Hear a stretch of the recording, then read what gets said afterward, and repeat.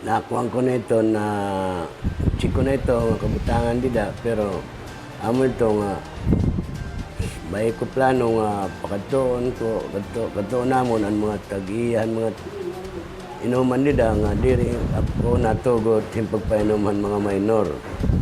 Sa kung ito nga akong din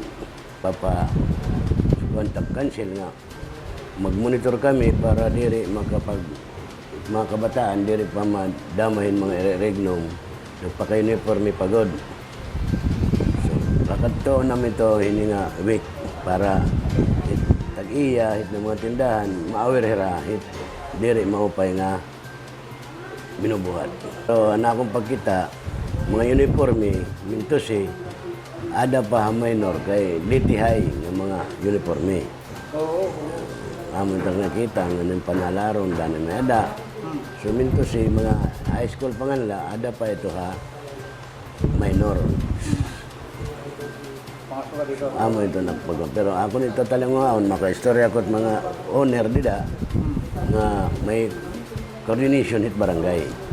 Isusudo yung kuanay, kung dire namun ma-contact, tunutisa namon para din na barangay na pag-restoryahan.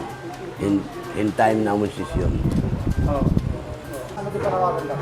Pero dingit tidak nga problema nga minor, itak masisiring la, ang mga kag-anak, i-monitor niyo mga anak nga, minor pa nga ni, dapat kontrolado pa mga kag-anak.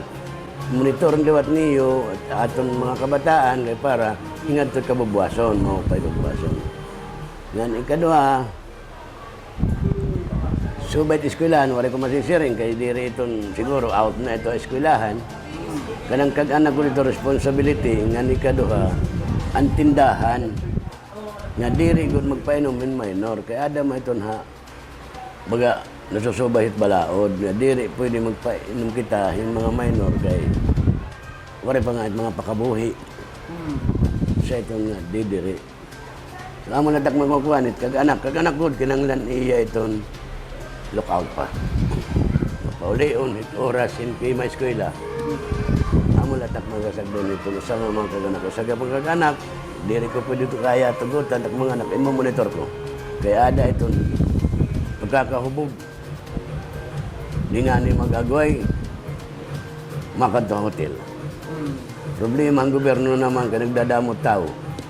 So amo na itong mga kuhan, respetuhin taan, balaod, na diri. Porque kay kinakinanglang kitan income, bisnalahin ang aton pagbabaligyan.